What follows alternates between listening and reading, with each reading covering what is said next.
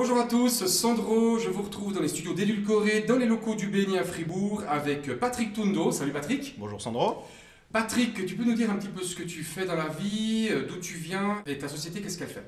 Je viens de Lausanne, j'ai mon entreprise qui est à Bussigny, l'entreprise Asimba, entreprise de services informatiques au service des PME, et puis on fait tout ce qui est services informatiques pour les entreprises, tout ce qui est système informatique, cloud, et j'en passe. Et j'imagine que par rapport à ça, ça peut être des petites entreprises, des grandes, des indépendants, toutes sortes de clients en fait au niveau du marché actuel.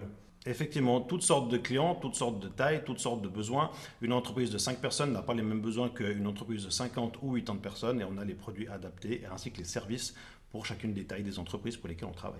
D'accord, mais du coup tu adaptes la demande, c'est-à-dire toi-même tu peux livrer le matériel, tu peux installer sur place, ou bien le matériel existant sur place, tu peux aller dépanner ou leur déployer encore des choses supplémentaires.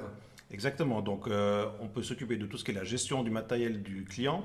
Dans le cadre des projets, on fournit également le matériel qui va avec, de telle façon qu'on puisse installer à distance, question de déranger le moins possible le client lorsqu'on va installer sur place. On fait un maximum de migration à distance.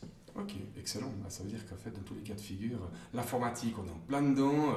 Le digital, nous avec les réseaux sociaux, toi avec l'informatique, avec l'ère du Covid actuel, malheureusement, la pandémie mondiale nous a mis au pied du mur et on a dû s'adapter. Et c'est même des opportunités, et tant mieux. Comment ta société s'en sort pendant cette période?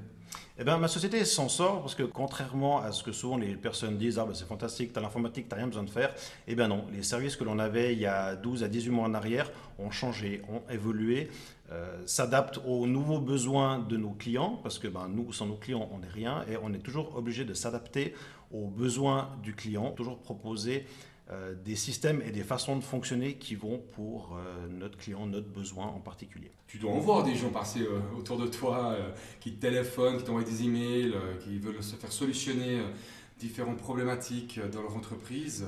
Quelles sont les valeurs que tu peux nous parler par rapport à ton entreprise, que les clients retiennent de toi? Alors, ce que les clients retiennent de nous ou de moi, ça dépend à qui ils sont en contact, c'est qu'on va répondre à leurs besoins. On ne va pas leur dire oui, c'est tout super, voilà, ici c'est le kit 2 qui va exactement pour l'entreprise 2, ne vous inquiétez pas, il y a tout dedans. Non, on va se pencher sur les besoins du client, quel est son challenge qu'il a aujourd'hui, qu'est-ce qu'il aimerait avoir à la fin de son projet, puis comment est-ce qu'on va mettre ça en place. D'accord, donc en fait au final tu as adapté par rapport à ton client, tu vas l'écouter et puis tu peux mettre toute solution à disposition par rapport à cette problématique. Est-ce qu'il y a des choses que tu as vues où tu n'as pas pu mettre en place, où tu as été vraiment face à main en disant bah là j'arrive pas à solutionner? Et effectivement, dernièrement, un client qui est proche de notre entreprise est venu et dit voilà, j'aurais besoin de ça, ça et ça.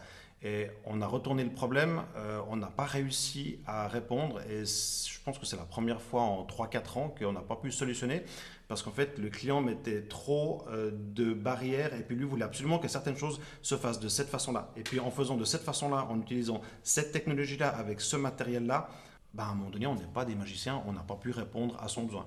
Pour changer ça, pour répondre à son besoin, il aurait fallu faire des modifications du système du client que lui n'était pas d'accord de faire. Ouais, ça peut effectivement arriver qu'à un moment donné, on ne peut pas toujours tout solutionner. Et puis, alors, le client est roi, oui, certes, mais tu as aussi des limites. Et puis, ces limites, essaie de les dépasser chaque jour. Mais tu les adaptes aussi par rapport à tes clients. Donc, ouais, ok, je vois bien. Mais après, bon, et toi et moi, on est au BNI. On connaît les valeurs du BNI. Ce réseautage est super important en Suisse. Qu'as-tu pu recevoir du BNI? Alors, le BNI est très intéressant pour des questions de recommandation. Typiquement, cet après-midi, j'ai un rendez-vous avec un prospect qui est arrivé par tout simplement notre site internet. Et lors de ma séance BNI de ce matin, j'ai demandé un contact spécifique chez cette entreprise-là avec cette personne-là. Un membre m'a rappelé, m'a fait une recommandation pour dire je le connais bien, c'est un ami, je vais lui parler de toi. Question que lorsque tu arrives cet après-midi, il ait déjà une bonne image de toi. Oui, alors effectivement, c'est grâce aux commandes, j'entends bien hein, que tu peux réseauter et donc faire des affaires. Oui, oui, effectivement, moi je pars du principe que lorsque je vais aux réunions hebdomadaires du BNI, c'est que je vais à une réunion hebdomadaire de travail et qu'autour de la table, il y a 20, 30, 40 ou 50 personnes qui vont représenter mon entreprise, mes produits, les choses que je vais dire, tout autour d'eux durant leur journée de travail normale, tout le reste de la semaine. Bon, écoute, moi je pense que c'est une bonne chose et par rapport à ça, bah, tu rencontres aussi beaucoup de gens comme moi, tu réseautes. Et si tu as une histoire à nous raconter, un truc qui s'est passé avec tes clients, dans ta société. J'ai une anecdote relativement récente avec le BNI, c'est que j'avais demandé un contact particulier dans une entreprise en particulier. Et une personne m'a dit, j'ai un contact, je te mets en contact. Et une autre personne m'a dit, ah, j'ai peut-être, on verra. Et ensuite, quand j'ai été au rendez-vous, la personne m'a dit, ah, mais visiblement, vous êtes connu parce que ça fait déjà 2 personnes qui me parlent de vous, je comprends pas. Je dis, ah, ok, très bien, bon voilà. Et puis du coup, l'affaire s'est fait très rapidement. La personne n'a pas vu grand-chose, mais c'est parce que derrière, mes membres ont été faire le travail innocemment parler de moi, de mes services, etc. Donc effectivement, qui donne reçoit, encore une preuve vivante de cette histoire.